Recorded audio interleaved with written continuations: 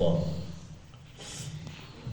Alloh taolo Qur'oni Karimda o'zlaringga yaxshi ko'rgan narsani birovga yaxshi ko'rmagunlaringcha sizlar yaxshilikqa erisholmaysizlar.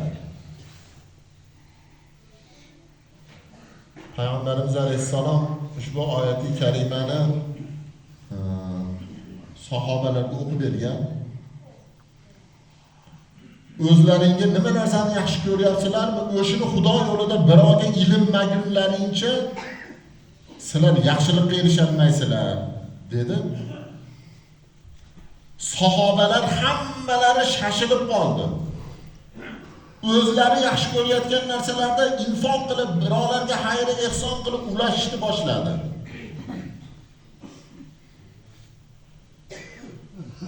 Shunday holat bo'lib turganlarida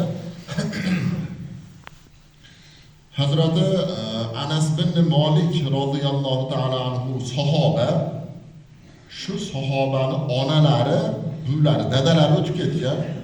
Shu sahobani onalari "Ya Rasululloh, mana shu oyatdan men haligi beamal bo'lib amal qilolmay qolmayin. Xudo Qur'onda o'zlaringga yaxshi ko'rgan narsani birovga infoq qilib beringlar" dedi. Meni bisotimda hech narsa yo'q. Bitta mana shu bisotimda o'g'lim bor deb Hazrati Anas bin Malik roziyallohu anhu kelib Payg'ambarimiz alayhissalomga "Mana shu bolamni sizga hiba qildim" degan ekanlar.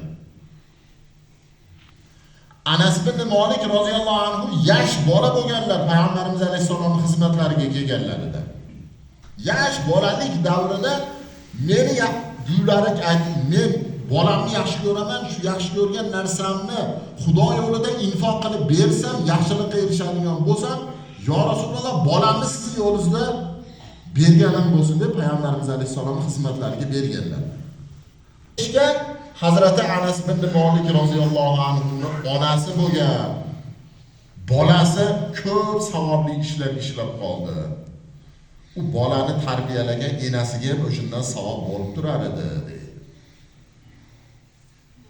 Xuddi shuni singari birodarlar, bu dinda, musulmonchilikda shunday bir musulmon bo'lib qolishligimiz u dinda din bo'lib kelishligiga hazilakam odamlarning xizmati sinmagan.